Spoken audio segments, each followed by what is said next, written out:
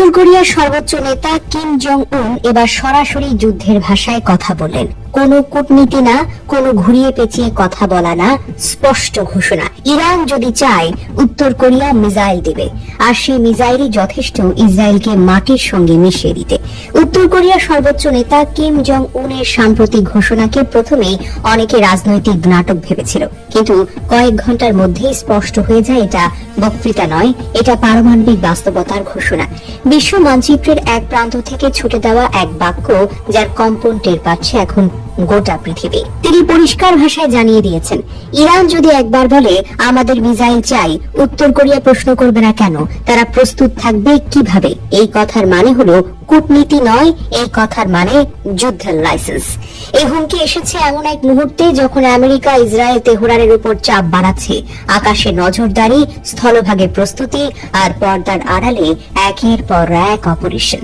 ঠিক তখনই কিমের কণ্ঠে শোনা গেল সে বাক্য, একটা মিসাইলই যথেষ্ট। একটি বাক্যই মধ্যপ্রাচ্যের কৌশলগত হিসাব উল্টে দিয়েছে। বিশ্লেষকরা বললেন, উত্তর কোরিয়ার বর্তমান সামরিক সক্ষমতা আর অনুমানের বিষয় নয়, এটা পরীক্ষিত। তাদের ব্যালিস্টিক ও নিউক্লিয়ার অস্ত্র এমন পর্যায়ে পৌঁছেছে যেখানে একটি নিখুঁত আঘাতই ইতিহাস বদলে দিতে পারে। এখানে ভয়টা শুরু হয়, কারণ এই শক্তি শুধু দেখানোর জন্য নয়, এটা ব্যবহারযোগ্য। তাদের অস্ত্র ভান্ডারে থাকা হুয়াসং 7 ICBM, যার পাল্লা 15,000 কিলোমিটারও বেশি, সহজেই ইসরায়েলকে টার্গেট করতে পারে।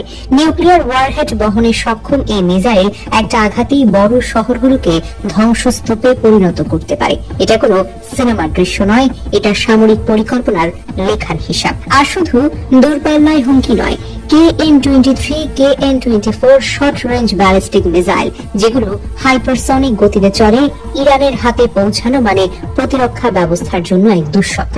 সেকেন্ডের ভেতর দিক বদলাতে সক্ষম এই মিসাইলগুলো প্রচলিত প্রতিরক্ষা ভেদ করতেই পারে। এই সম্পর্ক আজকের নয়। 1980-র দশকে ইরান ইরাক যুদ্ধের সময় থেকে দুই দেশের মধ্যে অস্ত্র ও প্রযুক্তির লেনদেন চলছে। তখন ছিল স্কার্ড মিসাইল, আজ তা বদলে গেছে অ্যাডভান্স ব্যালিস্টিক ও নিউক্লিয়ার প্রযুক্তিতে।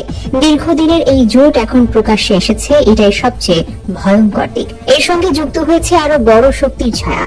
চীন প্রযুক্তিগত সহায়তার অভিযোগে আলোচনায় রাশিয়ার দিক থেকে আসছে পারমাণবিক ও হাইপারসনিক সক্ষমতার ইঙ্গিত। আর এখন উত্তর কোরিয়া প্রকাশ্যে ইরানের পাশে দাঁড়িয়ে বলছে, আমরাও তো আছি। এই তিনটি শক্তির উপস্থিতি মানে মধ্যপ্রাচ্য আর আগের মতো নেই। কিম জং উন ইতিহাসে কখনো ফাঁকা হুমকি দেননি। 2017 সালে ফায়ার অ্যান্ড ফিউরি এটি বলার পরই ICBM পরীক্ষা হয়েছিল। তাই আজ যখন তিনি সরাসরি বলেন একটা মিসাইলই যথেষ্ট, বিশ্ব জানে এটা অবহেলার কোনো সুযোগ নয়। বার্তাটা একেবারেই পরিষ্কার। ইরান আর একা নয়, কূটনৈতিক বিচ্ছিন্নতার যুগ শেষ, এখন তার পেছনে দাঁড়িয়ে আছে পারমাণবিক বাস্তবতা।